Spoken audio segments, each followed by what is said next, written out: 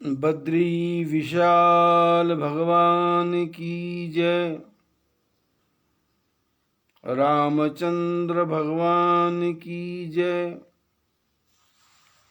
लक्ष्मी नारायण भगवान की जय।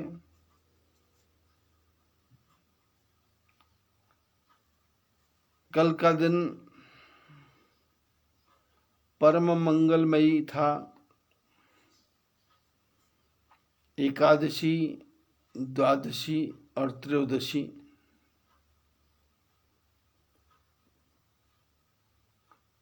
और अमृत सिद्धि योग।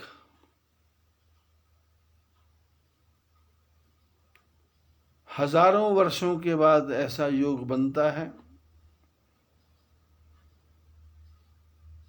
शास्त्रों में लिखा है ये योग राजा अम्बरीश के समय आया था।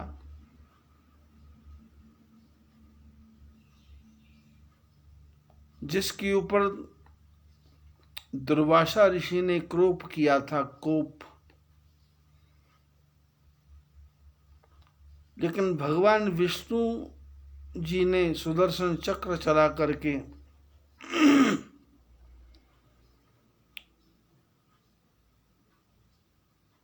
उन दुर्वासा ऋषि जी को दंड दिया जो दूसरों को 24 घंटे दंड देने के लिए तैयार रहते थे।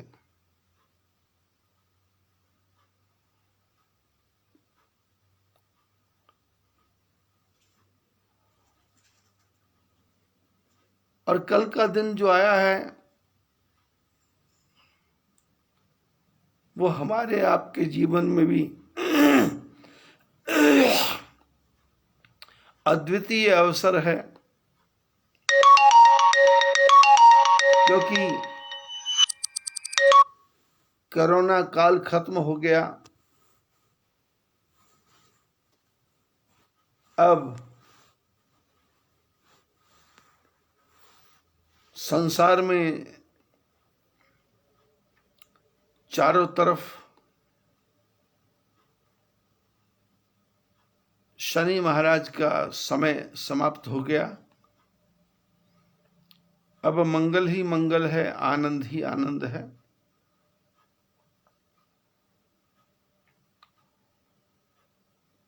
बस इस 14-15 महीने के बीच में जो आप लोगों ने संकटों को सहन किया है,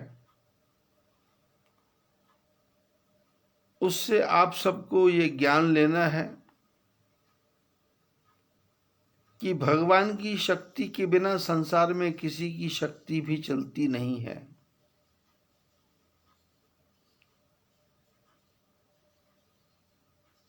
भगवान का आशीर्वाद ही काम आएगा, दवा काम नहीं आएगी। जो बात दवा से बन न सके वो बात दुआ से होती है। जब अच्छे सतगुरु मिलते हैं तो बात प्रभु से होती है।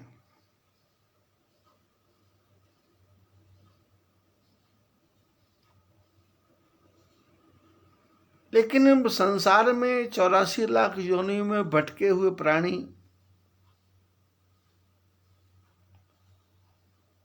हमको धर्म के बारे में कुछ ज्यादा 84 लाख जन्मों में पता नहीं चला। इस जन्म में पता भी चलता है तो भी हम बच बच के धर्म करते हैं।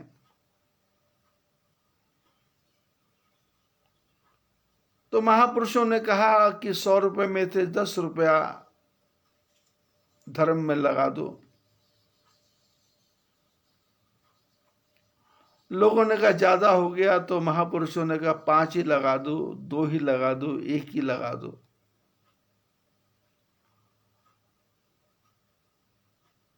आम की गुठली लगाओगे, 1 ही लगाओगे तो सालों साल आम खाते रहोगे। अब गेहूं के बीज लगाओगे तो हजारों लगाने पड़ेंगे, तो भी वर्षों वर्ष खाते जाओगे। इसी प्रकार सत्संग के बारे में भी मनुष्य को ऋषि मुनि साधु संत महात्माओं ने समझाया कि एक घड़ी आधी से पुण्य आध,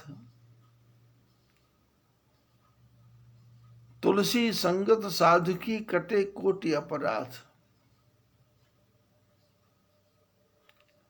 ज्ञानी लोगों ने कहा कि 24 घंटे का जीवन है, 24 घंटे में से एक घड़ी 20 मिनट, नहीं तो 5 मिनट, नहीं तो 2.5 मिनट, जितना भी हो सके उतना भगवान का भजन करो।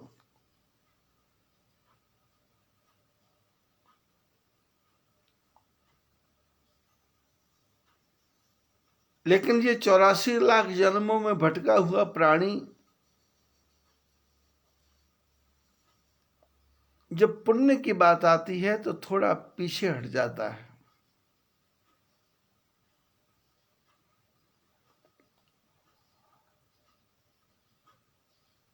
वैसे तो किसान खेती में बीज डालता है तो गिन के डालता नहीं है,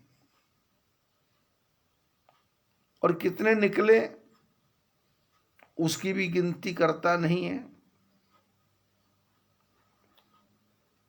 और उसमें से कितने चूहे खा गए, कितने कबूतर खा गए, कितने तोते खा गए, कितने पक्षी खा गए, कितने कटाई के समय गेहूं के दाने जमीन पे गिर गए, उनकी किसान गिनती लगाता नहीं। और वो जो गेहूं घर में आता भी है तो उसमें से भी 5-10 किलो किसी अच्छे आश्रम में, मंदिर में किसी ब्राह्मण को दान देने की चेष्टा करता है। यदि हिसाब लगाया जाए तो जितनी खेती करता है उसका 20% से ज्यादा हिस्सा उसका चला जाता है।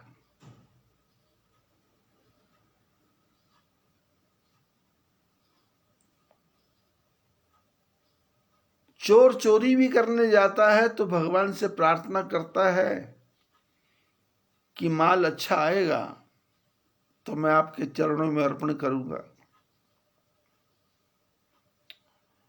व्यापारी व्यापार भी करता है तो दुकान को प्रणाम करता है, गद्दी को प्रणाम करता है, पहला ग्राहक आता है तो उसके पैसे को माथे से लगा करके अपने गले में रखता है, और उसकी दुकान पे कोई भिखारी आता है तो किसी को 1 रुपया, किसी को 50 पैसा, किसी को 5 रुपए देता ही रहता है।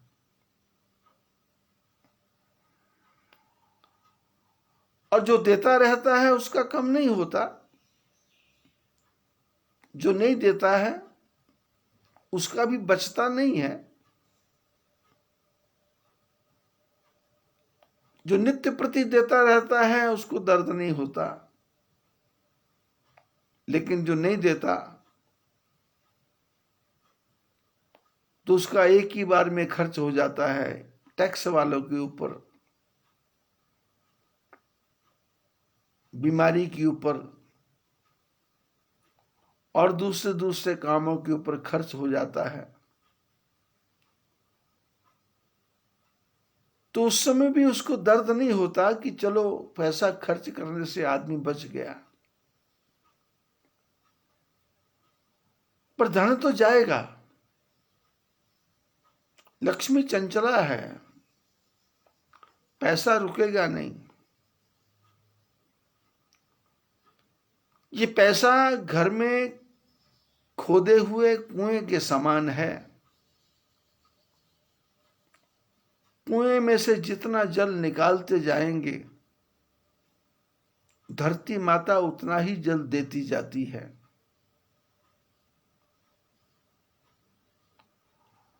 और जितना निकालोगे उतना शुद्ध जल आता है, पवित्र जल आता है, साफ जल आता है, कचरा नहीं आता, मिट्टी नहीं आती, रेत नहीं आता।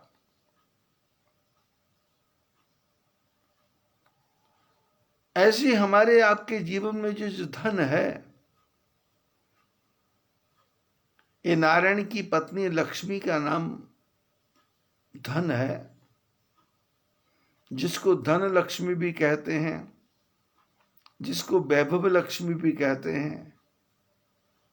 लक्ष्मी को पाकर के जिसको संतोष हो जाए उसको संतोषी माता भी कहते हैं।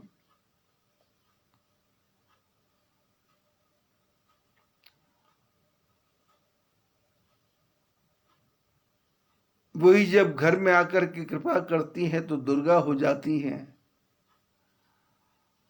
वही जब घर में आकर के सबके मन को शांत करती है तो वही वैष्णवी हो जाती हैं।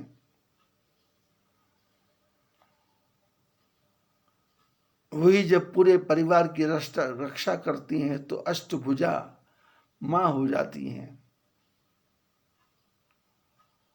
वही जब अपने हृदय से लगाती हैं तो पार्वती हो जाती हैं। लक्ष्मी का ही सारे रूप हैं।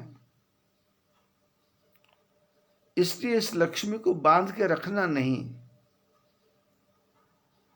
और कभी भी मन के कोने में ये भावना नहीं आनी चाहिए कि मैं लक्ष्मी का पति हूं,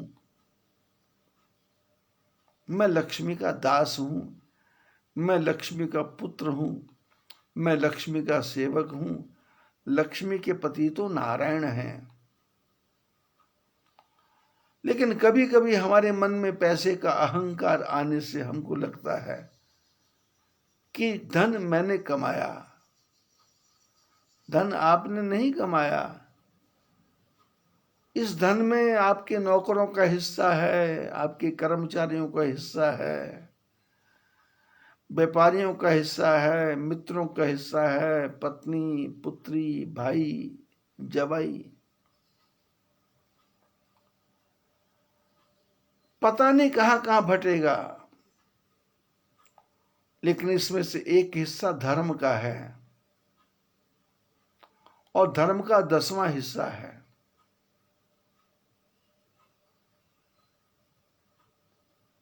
खेती में से जब किसान खेती काट के लाता है तो उसका 10वां हिस्सा बीज के लिए रख लेता है। वो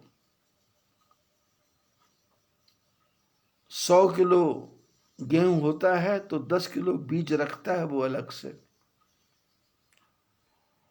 क्योंकि उसको पता है 10 किलो बोया था, 100 किलो हुआ, इसलिए 10 किलो रख लो। ऐसे ही शास्त्रों ने कहा कि जो धन आपने कमाया उसको 10वां हिस्सा दान के रूप में लगा दो। बचपन की कुछ घटनाएं याद आती हैं।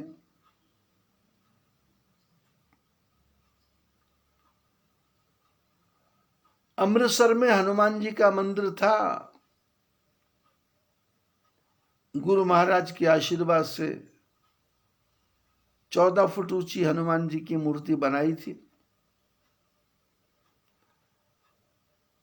धर्म सिंह मार्केट के पास केसरी बाग, जलियांवाला बाग, उसके बीच में लौंगा वाली माता के मंदिर के सामने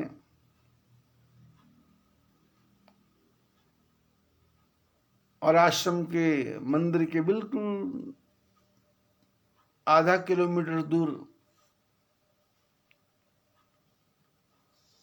पुलिस का थाना, फिर उसके बाद में हाल बाजार, हाल गेट, क्या क्या था नाम।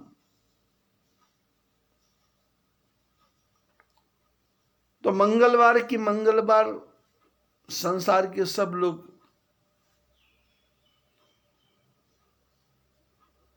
मंदिर में आया करते थे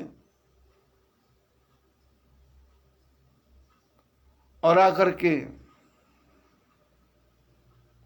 प्रसाद चढ़ाया करते थे। किसी का बेटा पास हो गया, किसी को डिग्री मिल गई, किसका धंधा बढ़िया चल गया, किसी का काम अच्छा हो गया। तो इस प्रकार से क्रम चलता रहता था।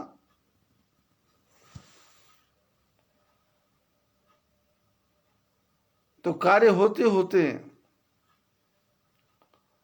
लोग संकल्प किया करते थे कि हम ठाकुर जी को प्रसाद चढ़ाएंगे।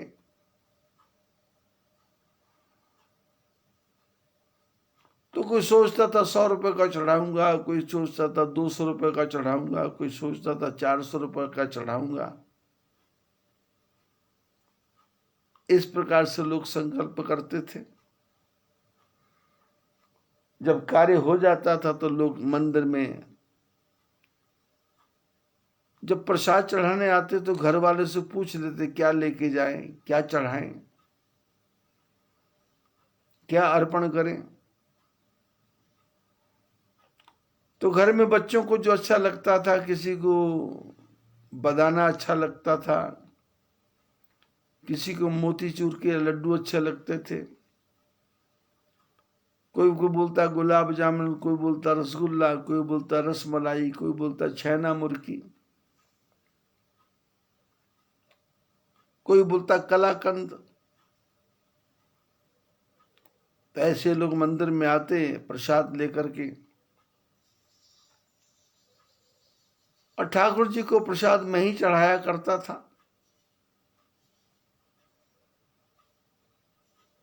प्रसाद चढ़ाता था तो जो लोग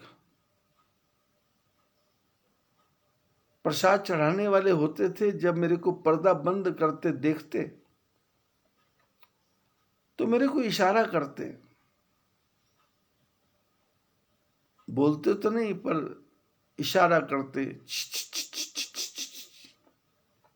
अब ऐसी आवाज सुन के मैं पीछे देखता तो जिस डिब्बे को मैं चढ़ा रहा होता तो वो इशारा करते कि डिब्बा मेरा है। उनके कहने का मतलब ये होता था कि डिब्बे में हाथ थोड़ा कम ही डालना, 1-2 टुकड़े रखना, बाकी वापस कर देना। पर उस समय मेरा बचपना था या शरारत थी या मैं जान के किया करता था कि मैं आधे से ज्यादा प्रसाद निकाल लिया करता था। डिब्बा पकड़ा दिया करता था, भीड़ होती थी, दूसरे का पकड़ा तो जिसके हाथ में डिब्बा आता था लेके चला जाता था। बाद में शिकायत करता था कि बाबा जी आपने तो आधे से ज्यादा साफ कर दिया।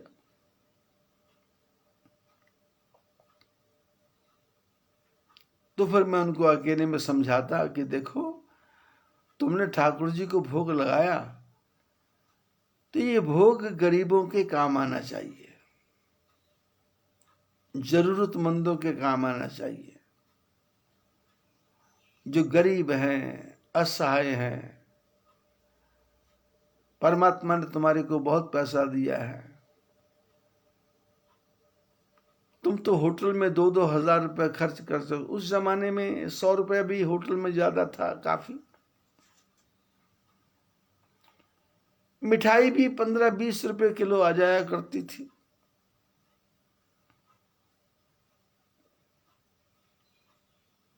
क्रम चलता रहा तो मैंने लोगों की मानसिकता देखी कि ठाकुर जी को प्रसाद चढ़ाते हुए भी उनके मन में रहता है कि ज्यादा प्रसाद हमारे घर में वापस आ जाए।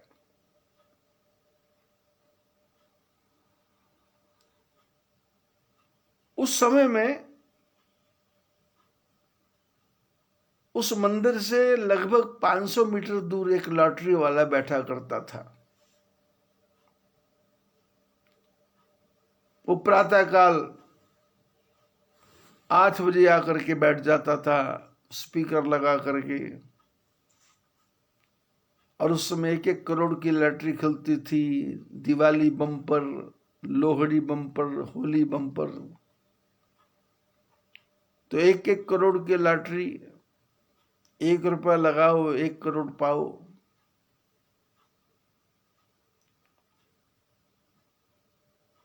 तो उसकी जो आवाज आती थी वो मंदिर के सामने आके टकराती थी। वो पंजाबी भाषा में कहा करता था, लॉटरी कल खुलनी है कल, लॉटरी खुलेगी बल्ले बल्ले होएगी, गाड़ी आपके थल्ले होएगी, आपके नीचे गाड़ी होएगी। नप्पो गिल्ली तो पहुंचो दिल्ली, शाम उठा कर दा अमृतसर।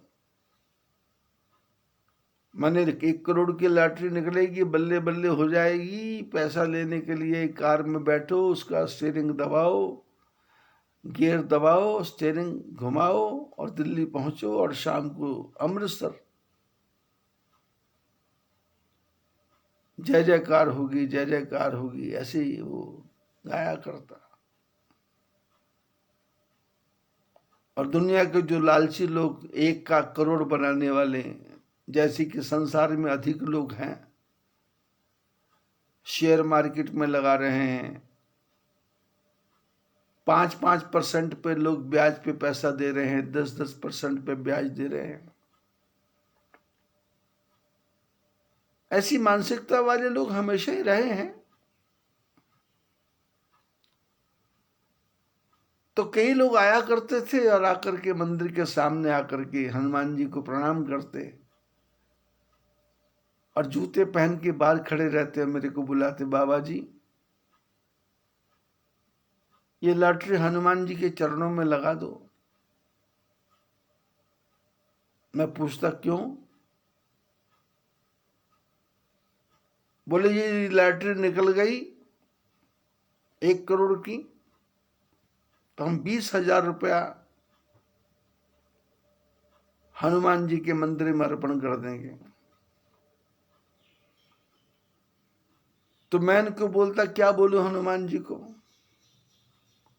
बोले हनुमान जी से प्रार्थना करो लॉटरी निकल जाए और 1 करोड़ रुपया मिल जाए, उसमें से 20,000 हनुमान जी का। तो उस समय मैं उनको बोलता था कि ऐसा करो,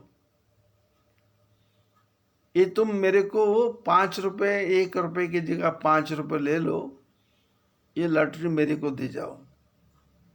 बोले क्यों? मैंने कहा मैं हनुमान जी को बोलूं कि तुम्हारी 1 करोड़ की लॉटरी निकाले और उसके बाद आप 20,000 दोगे, तो मैं हनुमान जी से, यदि मेरी प्रार्थना से हनुमान जी मानते हैं, तो मैं हनुमान जी से डायरेक्ट ही प्रार्थना करूंगा कि हनुमान जी 1 करोड़ की लॉटरी मेरी ही निकाल दो। सरकार का टैक्स काट करके जितना पैसा बचेगा वो सारा मंदिर में लगा दूंगा। मैं तुम्हारी लॉटरी भगवान को दिखाऊं, भगवान लॉटरी निकाले, उसके बाद तुम 20,000 दो या ना दो, क्या गारंटी है?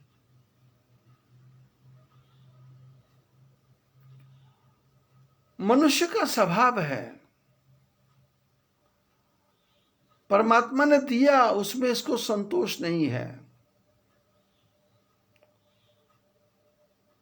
महापुरुष कहते हैं जो पहले दिया है वही कम नहीं है, उसी को निभाने के काबिल नहीं हूं। तेरी मेहरबानी का है बोझ इतना, जिसे मैं चुकाने के काबिल नहीं हूं। आ तो गया हूं मगर जानता हूं तेरे दर पे आने के काबिल नहीं हूं। तुम्ही ने अदा की मुझे जिंदगानी, मगर तेरी महिमा नहीं मैंने जानी।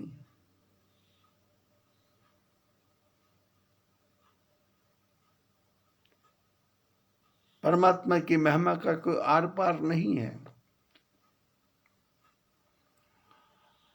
परमात्मा राम इसी बात को समझाने के लिए धरती पर अवतार लेते हैं और संसार को समझाते हैं कि जीवन के 14 वर्ष संसार की सेवा में लगा दो, जीवन के कुछ वर्ष गुरु आश्रम में लगा दो, जीवन के कुछ वर्ष विश्वामित्र जी के साथ लगा दो। और इन्हीं वर्षों में ऐसा करते करते जीवन में ऐसा घटनाक्रम आएगा कि राम बन गए तो जीवन में पूरा ही बन गए, और ऐसा बने कि रावण का पता चला नहीं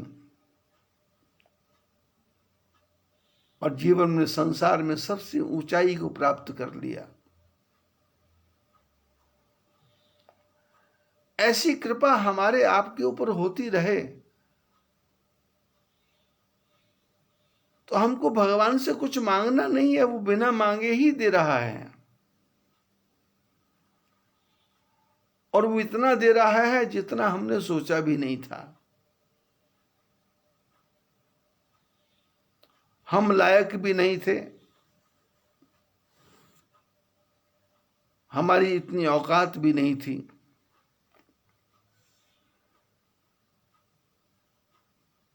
राम जी जब जंगल में जाते हैं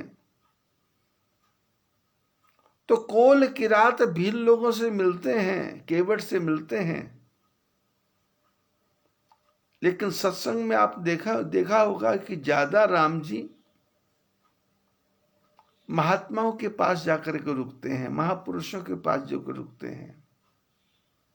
भरद्वाज के पास, वाल्मीकि जी के पास, अगस्त महर्षि के पास, सुदीक्षण के पास, शरभंग के पास।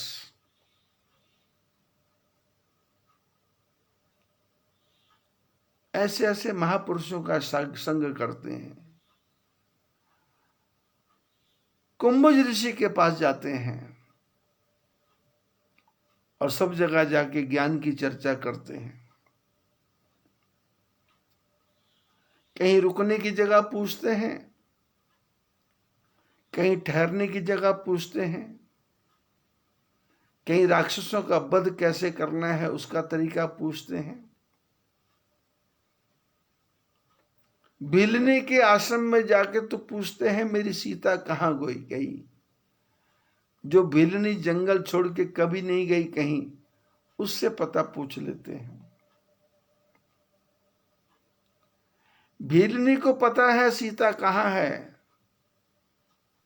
और गुफा में बैठी हुई स्वयं प्रभा को पता है सीता कहाँ है, और समुद्र के किनारे गुफा में बैठे संपाति को पता है सीता कहाँ है, और आकाश में घूमने वाले जो जटायु पक्षी है उसको पता है सीता कहाँ है। पर जिनको हम बड़े बड़े देवता मानते हैं वो कभी भी सीता जी की सहायता करने के लिए आगे नहीं आए।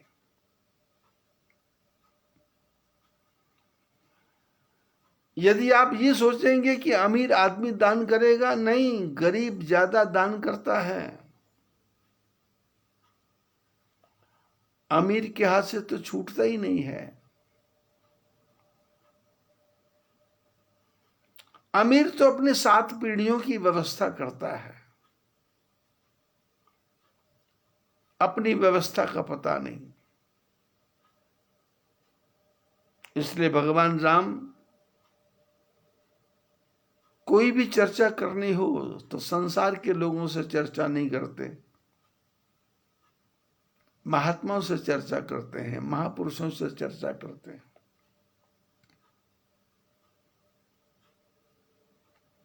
राम जी वाल्मीकि ऋषि जी के आश्रम में आए।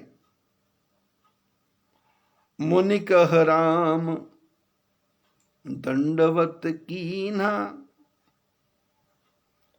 आशीर्वाद विप्र वर दीना।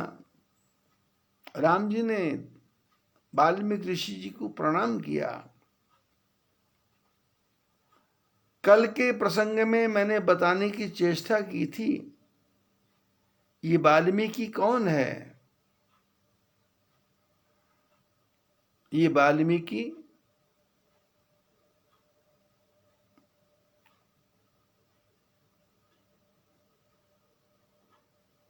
पुराने समय में हिंसा करने वाला, पाप करने वाला, लेकिन जीवन में एक साधु का प्रवेश आया तो जीवन की धारा ही बदल गई। और धारा ऐसी बदली कि जिसके सामने आने से कोई भी आदमी डरता था, उसके सामने आज भगवान राम आ गए। और वो राम भी आकर के वाल्मीकि ऋषि को दंडवत प्रणाम करते हैं।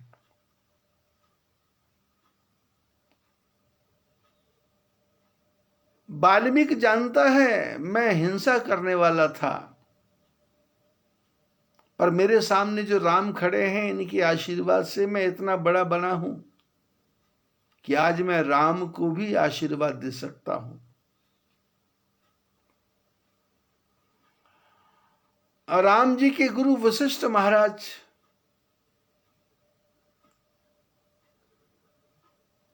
उत्तरकांड में राम जी से कहते हैं कि मैं संसार में रहना नहीं चाहता था, पर ब्रह्मा जी ने कहा तुम इक्ष्वाकु वंश में जाकर के गुरु बन जाओ, पुरोहित का काम करो। तो मैंने उस समय ब्रह्मा जी से कहा था कि उपरोहित ही कर्म अति मंदा। ये पंडिताई का काम बहुत ही बेकार है। यजमान के स्वभाव को देख के, यजमान की बुद्धि को देख के, यजमान के विचार को देख के, यजमान की परिस्थिति को देख के, यजमान के मन के भाव को देख करके बताना पड़ता है कि ये पूजा कर लो, वो पूजा कर लो। नहीं तो पूजा का सामान लिखवाते हैं पंडित जी, तो यजमान बोलता है इसके बिना काम नहीं चल सकता क्या, इसके बिना काम नहीं चल सकता क्या था। तो पंडित जी बोलते हैं चल जाएगा। बोले पान के पत्ते ना हो तो बोले चल जाएगा। बोले केले ना रखे तो बोले चल जाएगा। बोले ये पंचमेवा ना रखे तो बोले चल जाएगा। बोले कम से कम कितने में चल जाएगा। पंडित जी ने कहा कुछ नहीं, बस तुम आओ प्रणाम करो, इतने में चल जाएगा। बोले चढ़ाना क्या पड़ेगा। बोले कुछ नहीं, घास ले आना खेत में से, उस घास से ही पूजा कर देंगे। दुर्बा जिसके ऊपर पशु पक्षी घूमते फिरते हैं, ऐसी दुर्बा को धो के ले आना। नहीं मिले तो भांग के पत्ते के पड़े हो तो उन्हीं को उठा के ले आना, उसी से ठाकुर जी की पूजा कर देंगे।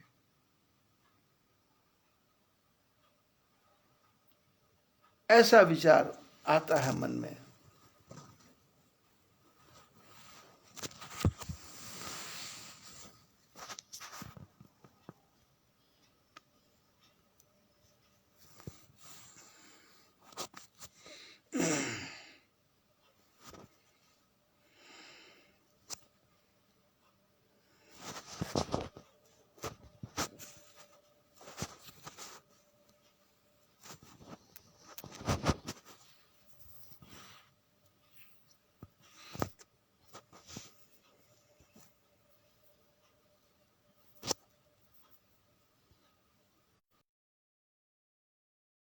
ऐसा विचार मन में आता है।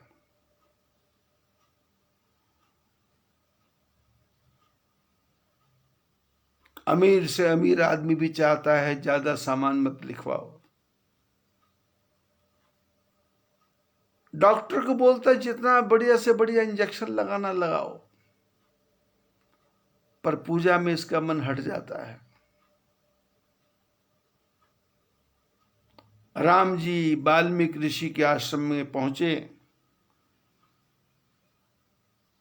और वाल्मीकि जी जानते हैं मैं कुछ नहीं था, इन राम जी की कृपा से मैं इतना बड़ा बना हूं, जो कुछ भी बना हूं मैं इस योग्य था नहीं, पर प्रभु ने कृपा की। तो आज वही वाल्मीकि जो हिंसा करने वाला था, उसने राम जी को आशीर्वाद दिया। मुनिबर अतिथि राम प्रिय पाए, कंद मूल फल मधुर मगाए। वाल्मीकि ऋषि ने देखा कि परमात्मा आए हैं, अतिथि आए हैं और सर्वश्रेष्ठ अतिथि आए हैं, तो फिर कंदमूल फल मंगवाए। सिय सौमित्र राम फल खाए, तब मुनि आश्रम दिए सुहाए। कंदमूल फल खाने के बाद में आश्रम में रहने की जगह दी, क्योंकि हमारे महापुरुषों में कहा गया कि महात्मा कौन है? बोले आव कहे सो ओलिया। आप किसी के घर में गए, उसने कहा आइए, इतना ही कह दिया, तो जिसने इतना कह दिया वो ओलिया है। और आने की बात कहा बैठ कहे सो पीर। बोले बैठिए। आने के बाद बैठने के लिए आसन दे दिया और आपको बिठा दिया, तो जिसने बिठाया वो पीर है। और खान पान की बात जो पूछे तिसका नाम फकीर। जो आने वाले अतिथि को खाने पीने की चर्चा करता है, खिलाता है, पिलाता है, उसको ही फकीर कहा जाता है, उसको ही साधु कहा जाता है। और शास्त्रों में कहा गया कि गृहस्थ आश्रम के समान तो धन्य कोई भी आश्रम नहीं है। वाल्मीकि मन आनंद भारी, मंगल मूर्ति नयन निहारी। वाल्मीकि जी के मन में बहुत ही आनंद आ रहा है, क्योंकि जिसके लिए पूरा जीवन लगा दिया, नारद जी के कहने पे आज वो ठाकुर जी सामने प्रकट हो गए और भगवान का दर्शन करते, भगवान की मंगल मूर्ति को अपनी आंखों से देख रहे हैं। तब कर कमल जोरी रघुराई, बोले वचन श्रवण सुखदाई। वाल्मीकि जी प्रसन्न हो रहे हैं और वाल्मीकि को देख करके राम जी बोले, सुखदाई वचन बोले, प्यारे मीठे मीठे वचन बोले। तुम त्रिकाल दरसि मुनि नाथा, विश्ववदर जिमि तुमरे हाथा।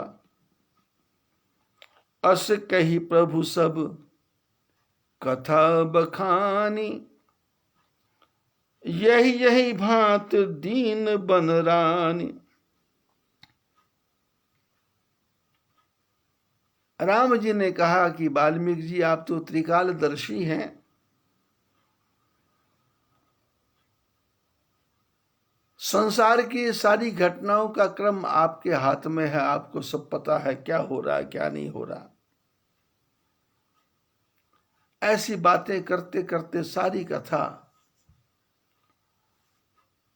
वाल्मीकि जी ने राम जी ने वाल्मीकि जी को सुनाई कि माता कैकेयी ने हमको 14 वर्ष का वनवास दिया है। तात वचन पुनि मातु हित, भाई भरत असराऊ।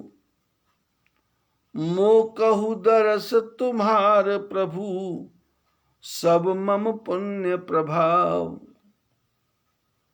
राम जी ने कहा, पिताजी का वचन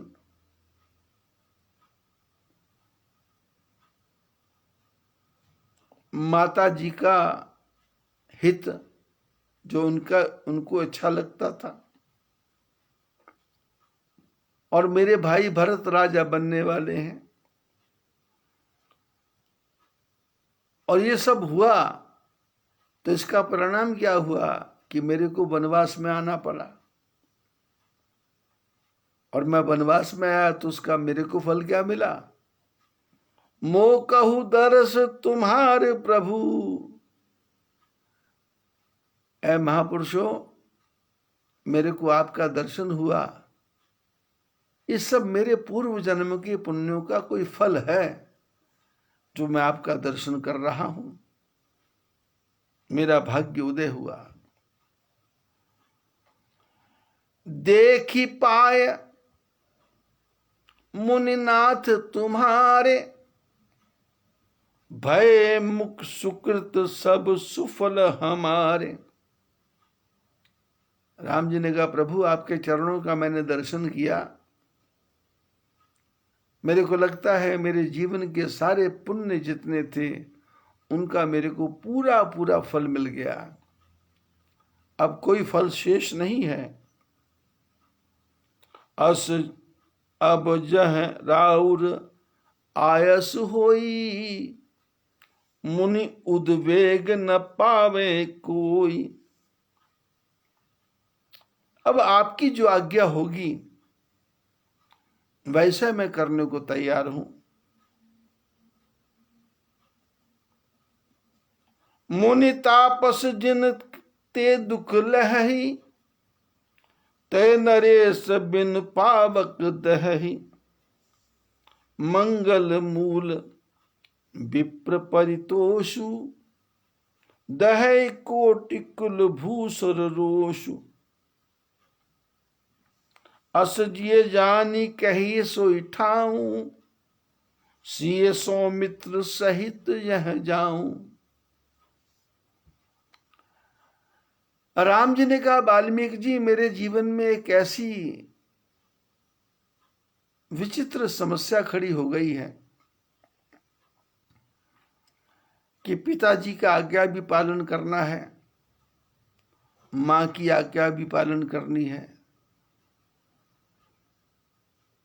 और समाज में रहने का बढ़िया तरीका मिल जाए। इसलिए आप कृपा करो, आप तो जंगल में रहने वाले हो, जंगल के कण कण को जानते हो, इसलिए आप आशीर्वाद दो कि मैं सीता जी के साथ और लक्ष्मण जी के साथ कहां जाके निवास करूं। तह रुचि रुचिर परम तृणशाला, वास करो कछु काल कृपाला। बोले, ऐसी जगह बताओ यहां पर मैं पत्तों की झोपड़ी बना के रहूं और थोड़े दिन वनवास में निवास करूं, क्योंकि 14 वर्ष कब बीत जाएंगे इसका कोई पता नहीं है। दिवस जात नहीं लागे ही वारा, दिन चढ़ता है रात होती है, रात होती है दिन चढ़ता है, पता चलता नहीं है। सहज सरल सुनी रघुवर वाणी, साधु साधु बोले मुनि ज्ञानी। राम जी बोलते जा रहे हैं, वाल्मीकि जी सुनते जा रहे हैं और प्रभु के चेहरे को देखते जा रहे हैं। कितने सीधे सीधे स्वभाव से वाल्मीकि विचार करते हैं कि मैं कहां मांस काटने वाला, हिंसा करने वाला, दूसरे को एक क्षण में हत्या कर देने वाला, जिनके आशीर्वाद से मैं यहां तक पहुंचा हूं, ऐसे परमात्मा राम कितने सहज भाव से मेरे से बात कर रहे हैं और सरल भाव से बात कर रहे हैं। राम जी की वाणी को सुना और वाल्मीकि जी बोल पड़े, साधु साधु, कल्याण हो कल्याण हो कल्याण हो। कस न कहो अस रघुकुल केतु, तुम पालक संतत श्रुति सेतु। वाल्मीकि जी ने कहा, राम ऐसा तुम नहीं कहोगे तो फिर कौन कहेगा?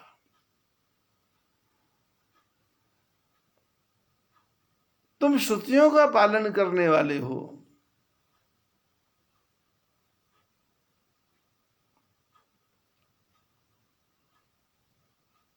संसार में जो नियम बने हैं उन सब नियमों का पालन करने वाले आप स्वयं हो।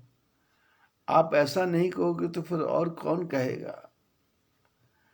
ऐसा बोलते बोलते वाल्मीकि जी की वाणी गदगद हो गई।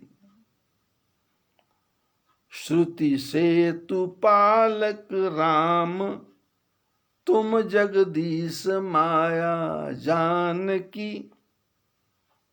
जो सृजति जग पालन पालती हरति, रुख पाई कृपा निधान की। जो सहस शीस अहिस महिधर, लखन सचराचर घनी। सुर काज धरि नर राज तन चले, दलन खल निश्चर अनि। वाल्मीकि जी ने एक ही सूत्र में सारे बात बोल दी कि प्रभु आप कौन हैं? आप श्रुतियों के ऊपर पुल बनाने वाले हैं, श्रुतियों के नियमों का पालन करने वाले हैं। और आप कौन हैं? तुम जगदीश। आप तो नारायण हैं, जगदीश हैं, परमात्मा हैं। और आपके साथ ये कौन है? ये माया, ये जानकी माया है। ये जानकी क्या करती है? जो सृजती, संसार में सृजन करती है, जगत का पालन करती है, और संसार का संहार भी करती है। रुख पाई कृपा निधान की। ये उनका रुख पा करके, उनका इशारा पा करके, राम जी आपका इशारा पा करके संसार का पालन सृजन करती है। और ये आपके साथ में जो लक्ष्मण हैं, मैं जानता हूं ये शेषनाग के अवतार हैं, शेषावतार हैं। ये धरती को धारण करते हैं। ये लक्ष्मण है सचराचर घनी। सारे संसार में इनके जैसा कोई नहीं है। और आप लोगों ने देवताओं के काम को ठीक करने के लिए, राक्षसों को मारने के लिए ये मनुष्य का रूप धारण किया है, ऐसा मेरे को पता है। ये आपके नाम के प्रभाव से ही संभव हो सका, जो मैं भूत भविष्य वर्तमान की बात को जानने लग गया हूं। और आपने मेरे से चर्चा की, कहाँ रहना है, कहाँ जाना है? बोले प्रभु, राम स्वरूप तुम्हार, वचन अगोचर बुद्धि पर, अविगत अकथ अपार, नेति नेति नित निगम कह। बोले जो आपका जो स्वरूप है ये अपार है। ये वचन से परे है, मन से परे है, बुद्धि से परे है। किसी की समझ में आने वाला नहीं है। कोई इसको कह नहीं सकता, कोई इसका पार भी नहीं पा सकता। और वेद भी इसके लिए नेति नेति कहते हैं कि भगवान ने ऐसा किया, बोले नहीं, ऐसा किया, बोले नहीं, ऐसा किया, बोले नहीं, ऐसा किया, बोले नहीं। जग पे खन तुम देखन हारे, विधि हर शंभु नचावन हारे। बोले आप प्रभु संसार को, संसार दृश्य है और आप इस संसार को देखने वाले हो, और आप ब्रह्मा विष्णु महेश सबको नचाने वाले हो।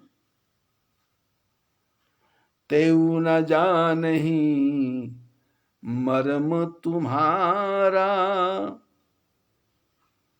और तुम्हीं को जान निहारा। वाल्मीकि जी ने कहा कि आपको ब्रह्मा विष्णु महेश जो संसार को पैदा करते हैं, पालन करते हैं, संहार करते हैं, वो भी आपको नहीं जान सकते, तो और आपको कौन जान सकता है? और कौन जान सकता है? बोले सोई जानई यही देऊ जनाई, और जानत तुम ही हुई जाई। बोले आपको वही जान सकता है जिस पर आपकी कृपा हो जाए, जिस पर आपका आशीर्वाद हो जाए, वही आपको जान सकता है। और जिसने आपको जान लिया, वो आपको जानने के बाद आपके जैसा ही हो जाता है।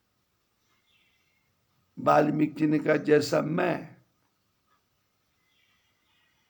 मैं आपके नाम के पीछे लगा। नारद जी ने मेरे को राम राम करने को बोला, पर मैं जिसको मारता था, वो जो मरता था, वो कहता था मैं मरा। तो जब आदमी मरता था, मरा मरा कहता था, तो मैं बड़ा खुश होता था कि मरा, और मैं उसका सारा सामान छीन लिया करता था। वो मरा, अच्छा हुआ मरा। लेकिन वाल्मीकि जी ने जब मेरे को आपका नाम राम राम कहा, तो मेरे मुंह से राम राम निकला नहीं। तो वाल्मीकि ने कहा क्या तुमको, नारद जी ने कहा वाल्मीकि बालिया तुमको क्या बोलना आता? बोले मेरे को तो जीवन में मैंने मरा मरा ही सुना है, हाय मरा हाय मरा। बोले कोई बात नहीं, मरा मरा ही बोलो। बोले आपका आशीर्वाद हुआ, वो मरा मरा ही हो गया, और मरा मरा करते करते ही राम राम हो गया। राम राम करते करते आज इतनी ऊंची पदवी पे पहुंच गया हूं कि आप मेरे यहाँ पधारे हो और मेरे को दर्शन दिया है। सोई जानई, वही जान सकता है, यही देव जनाई, जिस पर कृपा हो जाए। और कृपा करने के लिए आप नहीं आते, आप किसी नारद जैसे संत महापुरुष को भेज देते हो, और वो कान में थोड़ी सा इशारा कर देता है, और वो महापुरुष इशारा करके चले जाते हैं, और मनुष्य उन शब्दों में डूब जाता है। तो जान तो तुम ही हुई जाई, वो आपको जान करके आपके जैसा ही हो जाता है।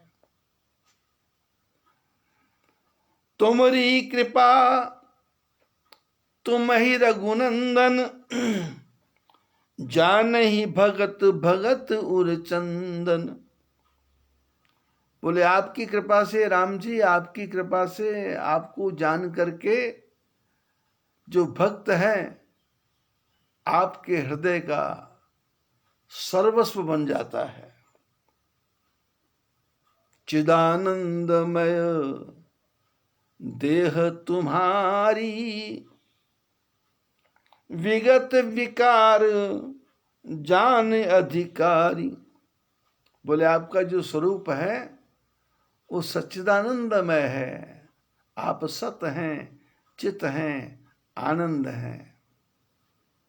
आपका शरीर राम स्वरूप तुम्हार, वचन अगोचर बुद्धि पर, चिदानंदमय देह तुम्हारी। आपका शरीर सच्चिदानंदमय है। और आपके अंदर कोई विकार नहीं है, आपके अंदर कोई मोह नहीं है, और आपको वही जो अधिकारी है वही जान सकता है। नर तनु धरहु संत सुर काजा, कहु करहु जस प्राकृत राजा। मनुष्य का शरीर आपने धारण किया है, संसार में संतों का कल्याण करने के लिए, और बातें ऐसी करते हो जैसे कोई छोटा मोटा मनुष्य बात करता हो, अज्ञात प्राणी बात करता हो, ऐसी आप प्राकृत मैंने जो भोला भाला मनुष्य है, ऐसी बातें आप करते हो।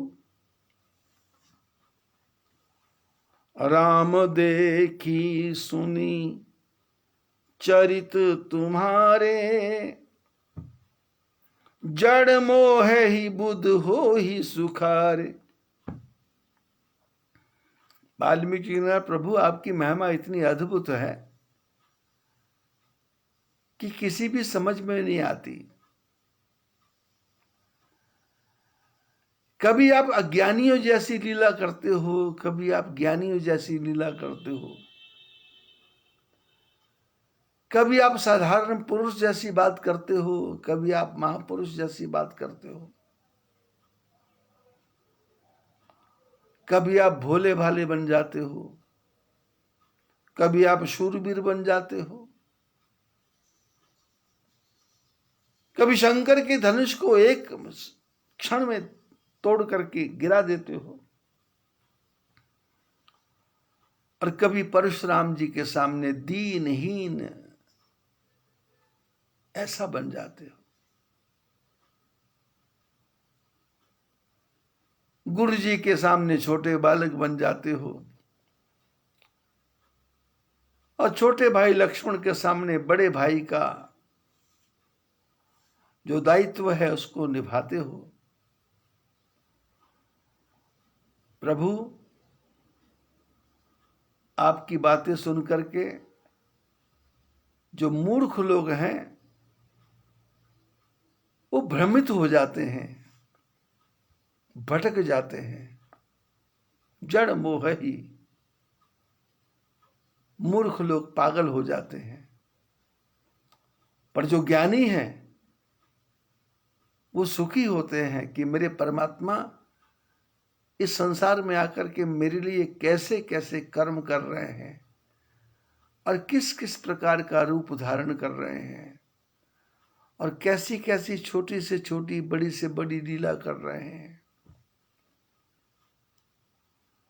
मुझो कहूँ करहु सब साचा, जस का छिए तस चाहिए नाचा। प्रभु जो आप करना चाहते हो वो सब सच है, और मनुष्य को आप जैसा नचाना चाहे उसको वैसे ही नाचना चाहिए। ओवर एक्टिंग नहीं करनी चाहिए, ज्यादा दिखावा नहीं करना चाहिए। और प्रभु आप मेरे पास आए हो और आकर के मेरे को पूछ रहे हो कि पूछे हूं मोहे के रहूं कहां, मैं पूछत सकुचाऊं, जह न हो तह देऊ कह, तुम ही दिखावो ठाहूं। आपने मेरे से पूछा मैं कहां रहूं, मेरी तो बुद्धि काम ही नहीं कर रही।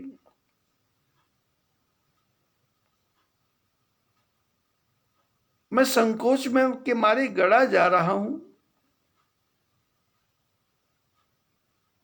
कि जिसने मेरे जैसे दीनहीन अज्ञानी मूर्ख को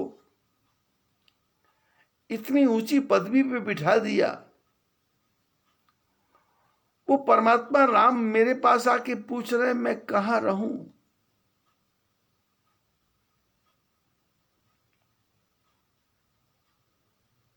मेरे को बहुत संकोच हो रहा है, पर मैं आपसे कुछ पूछना चाह रहा हूं, क्योंकि आप मेरे से पूछना चाह रहे, उल्टा मैं आपसे पूछना चाह रहा हूं। और पूछने में मेरे को डर लगता है, सकुचाहट होती है। भगवान ने क्या क्या सकुचाहट होती है। आप जंगल में रहने वाले हैं, जंगल की नस नस को जानते हैं, कहाँ पहाड़ है, कहाँ पर्वत है, कहाँ तालाब है, कहाँ पानी है, कहाँ खतरा है। आप जंगल में निवास करते हैं, इसलिए मैंने आपसे पूछा, पर आप क्यों संकोच कर रहे हैं? बोले मैं आपसे ये पूछना चाहता हूं कि यह ना हो तह देहु कहां, तुम ही दिखावो ठाहू। आप कहां नहीं रहते हो, आप मेरे को ये बताइए। आप मेरे को जगह जगह बताओ कि आप यहां नहीं रहते हो। तो यहां नहीं रहते हो तो फिर मैं तुरंत आपको बता दूंगा कि आप यहां रहो। आज बस इतना ही, बाकी फिर बद्री विशाल भगवान की जय।